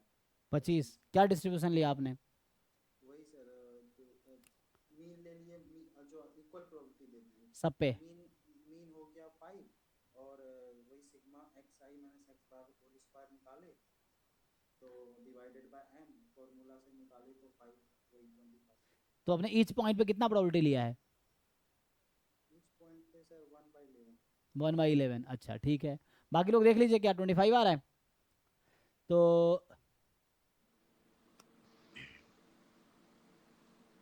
मतलब ये कह रहे हैं कि probability x is equal to x is 1/11 when x is 0 1 2 up to 10 and 0 otherwise, है ना। तो यहाँ से आप अगर ex निकालेंगे, सो ex कितना आता है? सर 10 आ रहा है सर, 10 आएगा। नहीं, वेरिएंस 10 आएगा, हाँ तो वो तो नहीं पॉसिबल है फिर तो, है ना। हमें तो देखना है 25 और 30 में से दिखाना है। ये इसका लास्ट ईयर भी किया था तो अब निकाला था हाँ इसके बाद मैंने इसका एक आर्टिकल देखा था, तो उसमें एक्सप्लेन था अच्छे से। उसमें किया गया था कि इन्होंने डेटा सेट का मीन निकाला है, हाँ ओके, और उसके बाद उसकी मिनिमम और मैक्सिमम रेंज को फाइंड किया हुआ है। हाँ तो मीन माइनस मिनिमा और मैक्सिमम माइनस का मीन का जो प्रोडक्ट होगा वो मेरा मैक्सिमम वेरिएंस देता है। क्या कहते क्या इसके हिसाब से क्या कहना चाहते हैं आप, यहाँ पे क्या करूँ? हाँ, आप जो डेटा सेट है इसका मिनिमम वैल्यू फाइंड करिए तो 0 है, हाँ और मैक्सिमम वैल्यू मेरे पास 10 है, ओके। और इस डेटा सेट का जो एवरेज आएगा वो 55/10, सॉरी 55/11, तो 5 आ जाएगा मीन जो इस डेटा सेट का हाँ वो होगा। तो आ जाएगा। और अभी जो सिग्मा स्क्वायर का जो मैक्सिमम का फार्मूला है वो कहते हैं कि मीन माइनस का मिनिमम वैल्यू, मीन माइनस का मिनिमम वैल्यू किसका मिनिमम? इसी डेटा सेट का, तो 0 है यहाँ पे। यस। और हाँ प्रोडक्ट ये एक ब्रैकेट में कर दीजिए, अच्छा ये ओके। यस। हाँ, और फिर मैक्सिमम माइनस का मीन, अच्छा अच्छा एक मिनट, तो मीन माइनस मिनिमम ई एक्स माइनस मीन और फिर मैक्स माइनस हाँ मीन, मैक्सिमम ई एक्स है ना। यस। सो 10 माइनस 10 10 10 हाँ यहाँ 10 है, सॉरी 10 माइनस, तो कितना हो जाएगा आपका ई एक्स कितना आया यहाँ पे? 5। 5 तो इसका डेटा का आपने क्या किया, 5 कैसे आया मीन? सबको ऐड करके आपने डिवाइड कैसे मीन निकाला 5? सर वही डेटा टोटल 11 है और इसका टोटल सम 55 आएगा हाँ 1 to 10 का, तो 55/11 5। सर ए प्लस अच्छा अच्छा एवरेज निकाल लिया आपने ना, ठीक है। यस हाँ ए प्लस L/2। ठीक है हाँ हाँ। तो यहाँ से सो आपके हिसाब से मीन यहाँ आ गया 5 गुने 10 में से मीन 5, ओके। तो 5 गुने यहाँ आ गया आपके पास 5 25, ठीक है। अगर मुझे एक डिस्ट्रीब्यूशन निकालना हो जैसे मैं अभी सोच रहा था, तो ये वाला वो डिस्ट्रीब्यूशन है जिसका वेरिएंस आपको 25 आएगा। देखिए हाफ लीजिए, फॉर्मूला है इसमें, हाँ मैजिकल फॉर्मूला है सर, आया कैसे थोड़ा बताना। ये डिस्ट्रीब्यूशन इसका वेरिएंस निकालिए आप, इसका वेरिएंस आपको 25 मिलेगा। सर, इसका आर्टिकल मैंने शेयर कर दिया है आपको। ठीक है तो हाँ मतलब इनिशियली ये सब देखो, कोई ना जितने क्वेश्चन आप दुनिया में कोई ना कोई पहला इंसान है जो सॉल्व किया था उसको, उससे पहले वो कोई अनसॉल्व प्रॉब्लम रहा होगा, है ना। तो ये हो सकता है।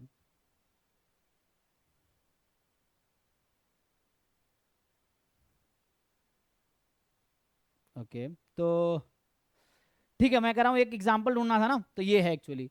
इस पे आप बाकी कोई भी डिस्ट्रीब्यूशन आप बना के देख लो, वेरिएंस इससे कम ही आएगी। तो जैसे इन्होंने थ्योरी बताया मैं उसकी बात कर लेता हूँ। तो मैं इसका थ्योरम लिखा देता हूँ आपको, जैसे इन्होंने बताया ना, तो वैसे ही एक मैं थ्योरम डायरेक्टली लिखा देता हूँ, क्या आएगा। तो म्यू माइनस स्मॉलेस्ट और फिर लार्जेस्ट माइनस म्यू। चेक कर लो, इस 0 और 10 पे हाफ हाफ प्रोबेबिलिटी है और बाकी पे 0 है। आप चेक कीजिए, मीन निकालेंगे 5 आएगा, वेरिएंस निकालेंगे 25 आएगा। आप चेक कीजिए। तो ये सही आंसर है। ये इसका मैं थ्योरम लिखा देता हूँ, जैसे उन्होंने बताया ना, तो वैसे ही मैं थ्योरम लिखा देता हूँ। बाकी सब पॉइंट में मैंने मास 0 ले लिया है, बाकी पे 0 ले लिया, इस पे स्मॉलेस्ट हाईएस्ट को हाफ हाफ दे दिया मास मैंने।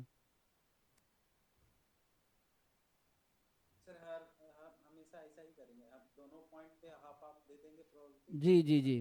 तो ये मैं और बाकी पॉइंट पे, क्योंकि वेरिएंस मैक्सिमम तभी होगा, हाँ अदरवाइज पॉसिबल नहीं है लॉजिकल वे में भी है। Let x takes values 0 1 two up to n। तो इस केस में जो minimum value of variance of वो आएगा, ये आपका 0 आएगा, and maximum value of variance जो आएगा कितना आएगा, फॉर्मूला बताइए। यहाँ से क्या फॉर्मूला बन के आ रहा है, वेरिएंस कैसे निकलता है आपका?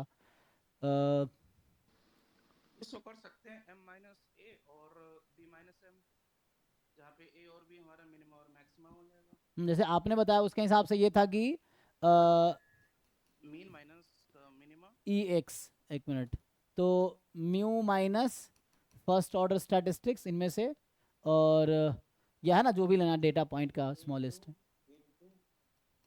लार्जेस्ट वन माइनस म्यू, यही ना।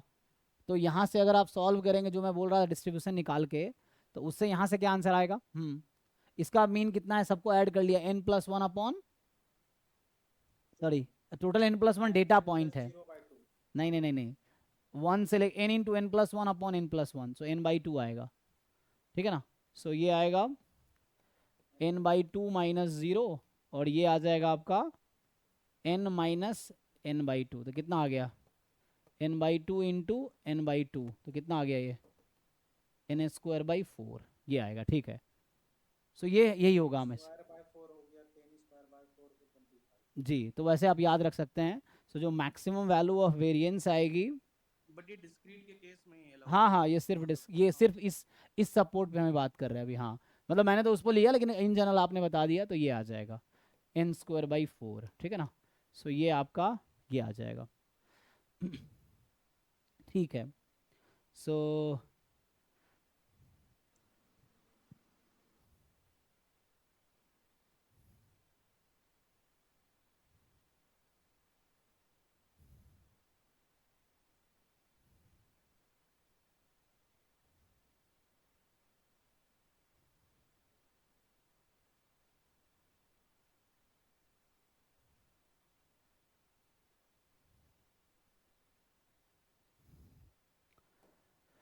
ठीक है भाई, तो इससे आ जाएगा। अगला जो है सर सर प्लीज एक तो थोड़ा सा वो जो पिछले वाला। ये है ना।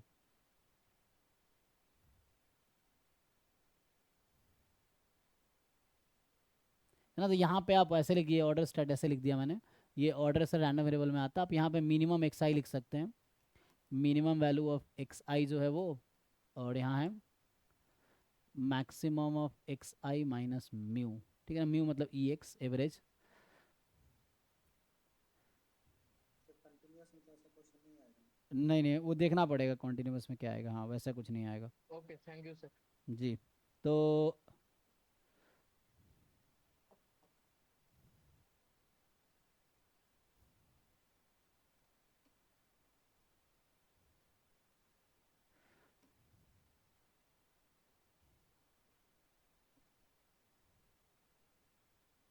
ये रैंडम सैंपल आपने पढ़ा नहीं होगा अभी ना शायद।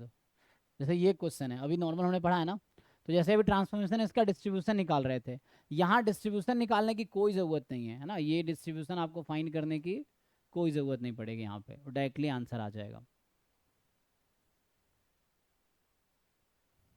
ठीक है। सो इसका आंसर बताइए आप लोग।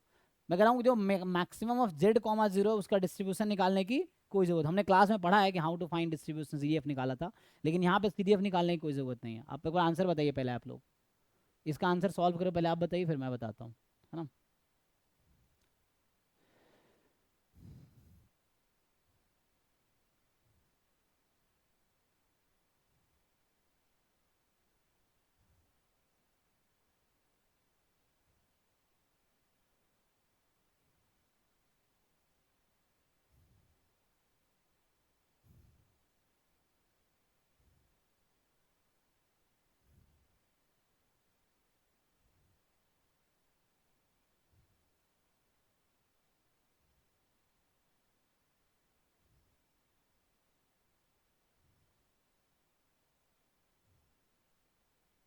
B option. क्या ready? B. Bombay. So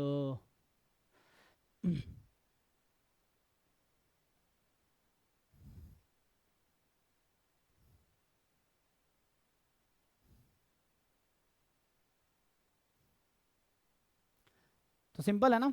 so we know that ये जो मैक्स का मैंने हमें डेफिनेशन पता है, max of Z comma zero. कई सारे ऑप्शन है इस तरह क्वेश्चन करने के, तीन तरीका तो मुझे भी दिख रहा है। एक तो डिस्ट्रीब्यूशन निकाले, वो लेंदी प्रोसेस है। दूसरा एक फॉर्मूला लिख लो।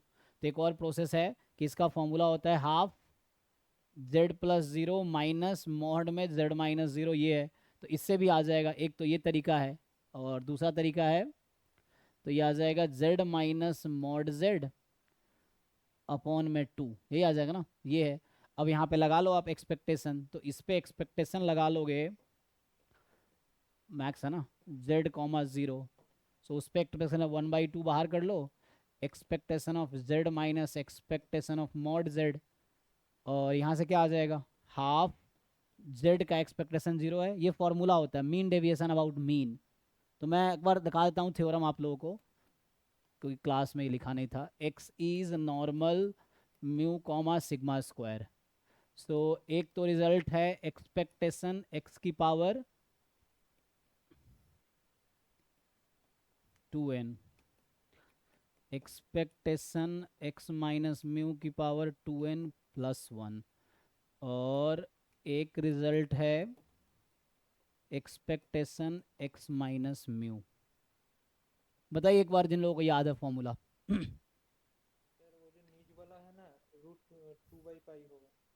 हाँ, ये स्टैंडर्ड नॉर्मल में होता है। अगर ऐसा है तो यहाँ सिग्मा भी आएगा, क्योंकि आप जेड के लिए जानते होंगे √2/पाई जेड में होता है ना, नॉर्मल 0 1 में होता है, तो सिग्मा 1 ऐसे ये रहता है। ठीक है। सर नॉर्मल कहते हैं व्हाट टर्म का एक्सपेक्टेशन 0 होगा में। किस में? इसका ऑड में? ठीक है, तो इनफैक्ट मैं 2n माइनस 1 कर देता हूँ पावर, सो 2n माइनस 1 है ना, सो इनको 1 रखेंगे तो ये हो जाएगा। इसका क्या आएगा?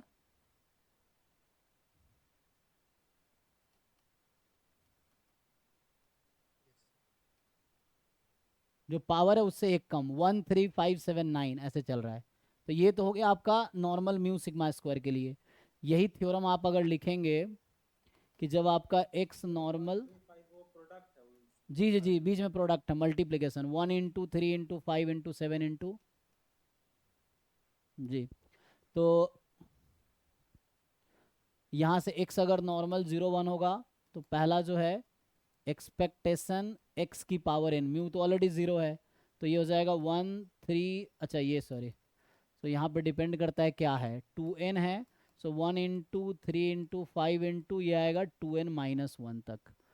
और अच्छा यहाँ थोड़ा रह गया, इंटू में सिग्मा स्क्वायर भी होगा, क्योंकि या तो यहाँ सिग्मा स्क्वायर लिखे, हम सिग्मा लिखे, एक मिनट, सिग्मा स्क्वायर या सिग्मा की पावर 2n क्या आएगा, क्योंकि मैं जेड बनाऊंगा ना इसको, तो यहाँ थोड़ा सा मॉडिफिकेशन चाहिए। ये होगा 1 into 3 into 5 into 2n minus 1 into sigma की पावर 2n, ये आएगा। ठीक है, सिग्मा की पावर 2n आएगा, हाँ, क्योंकि यहाँ पे ना मैं अगर डिवाइड कर देता स्टैंडर्ड नॉर्मल हो जाता, तो वही इधर ले आएंगे तो सिग्मा की पावर 2n हो जाएगी। तो ये सिग्मा की पावर 2n है एंड में। ठीक है, यहाँ सिग्मा है, तो ये मैं इसके लिए कह रहा हूँ, ये तो यहीं तक आ जाएगा क्योंकि सिग्मा 1 है। दूसरा एक्सपेक्टेशन, तो x की पावर 2n माइनस 1, तो ये 0 होगा for all n belongs to natural number. And तीसरा होगा expectation of mod x, so √2/पाई। तो ये नॉर्मल की प्रॉपर्टी है, नॉर्मल डिस्ट्रीब्यूशन की, सो ये हम लोग यूज़ करेंगे अभी। ठीक है, सो ये आप यूज़ कर सकते हैं। तो यहाँ पे x अगर नॉर्मल 0 1 है तो ये फॉर्मूला होगा। ठीक है भाई, देख लो एक बारी। तो आगे आइए, तो यहाँ से क्या हो गया, z का तो 0 है, तो ये √2/पाई, तो ये फाइनली आ गया। इसको माइनस कैंसिल करना चाहो कैंसिल कर लो, 1/√2पाई, ये आंसर आया। अब माइनस क्यों आया, मतलब मैंने गलत लिखा, अच्छा मैक्स में प्लस होता है, यहाँ मैंने गलती किया है, मिनिमम में माइनस होता है, मैक्स में प्लस होता है, तो ये मैंने गलत लिखा है।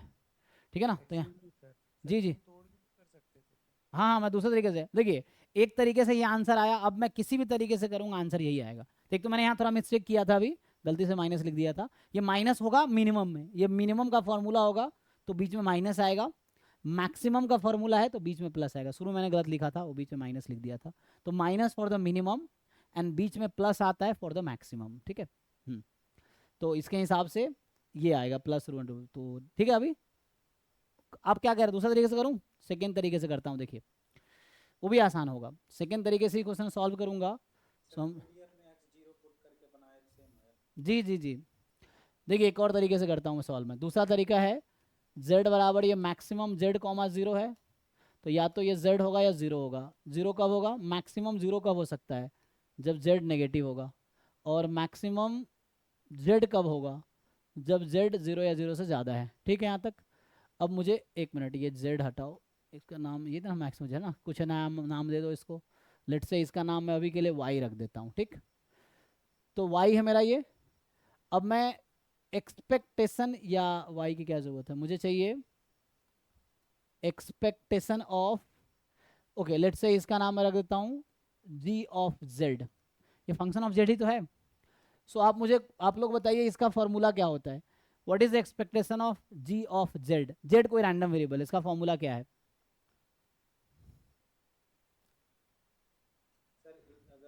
ये कंटिन्यूअस होगा तो integration of g z expectation of into f x तो कंटिन्यूअस होगा या है? जेड यहाँ पे क्या है? जेड तो कंटिन्यूअस ही होता है ना, यहाँ कंटिन्यूअस तो यहाँ integration of g z FX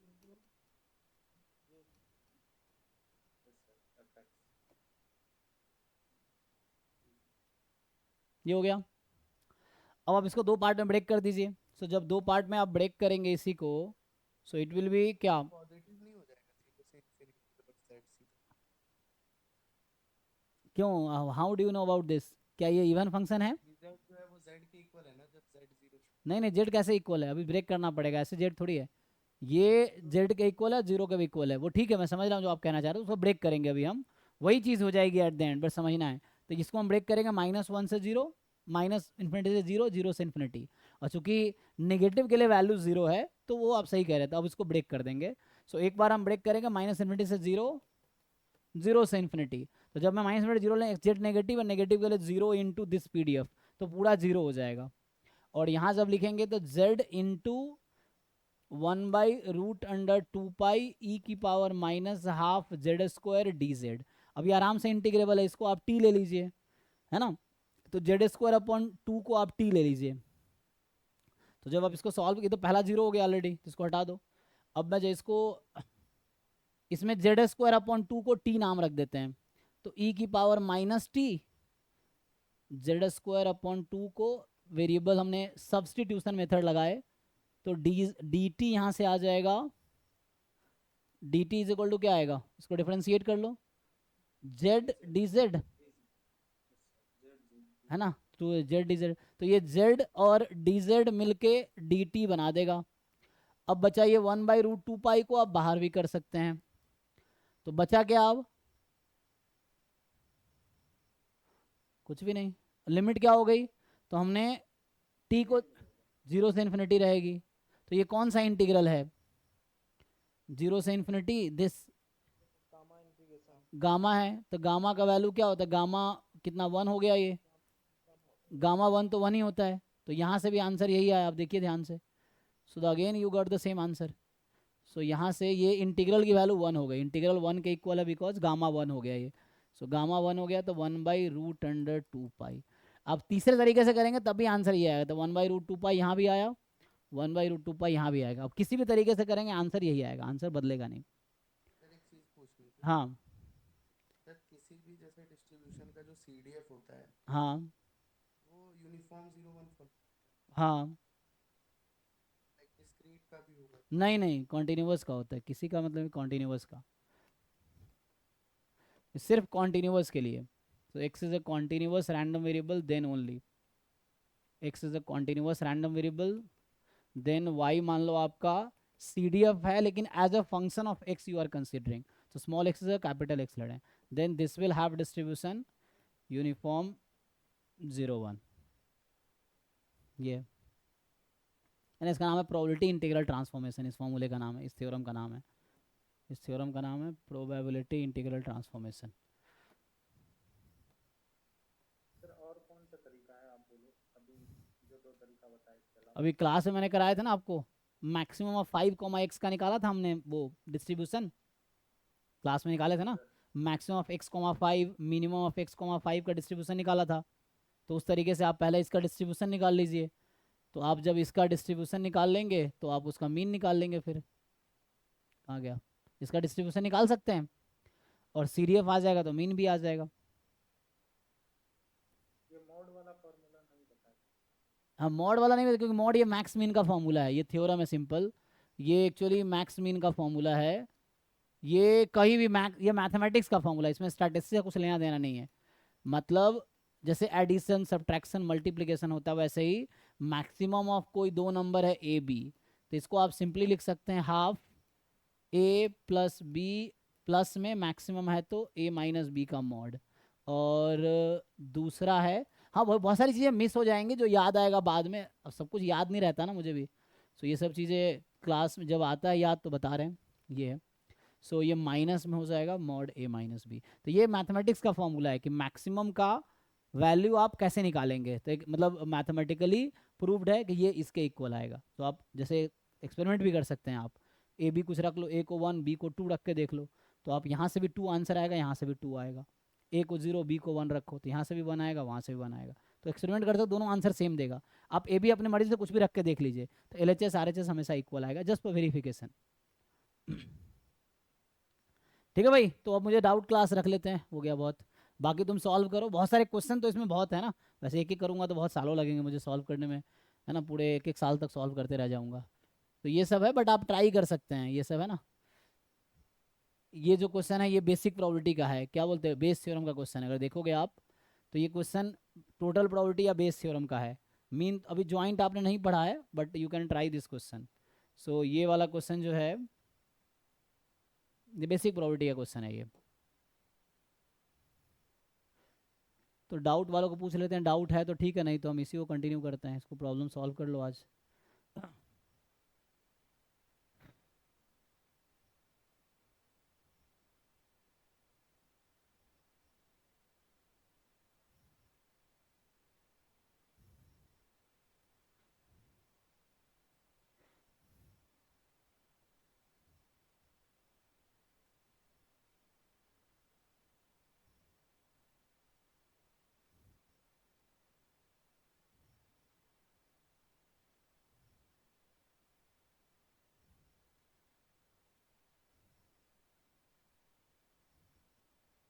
बताइए आंसर, बताइए सोच के आप लोग।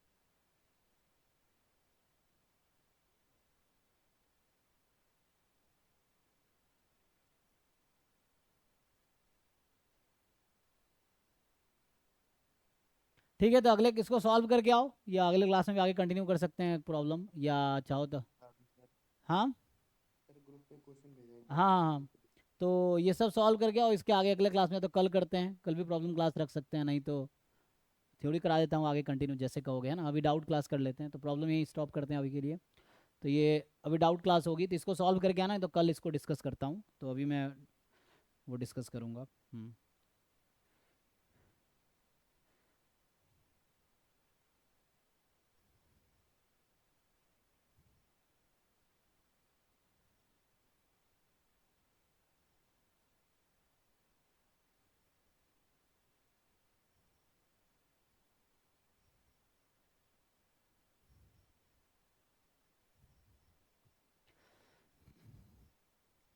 ठीक है ना, अभी डाउट क्लास होगी, डाउट वाले रुक जाओ 1 मिनट, है ना, डाउट लिंक भेज देता हूँ तो बाकी लोग जा सकते हैं। गेट का बैचिंग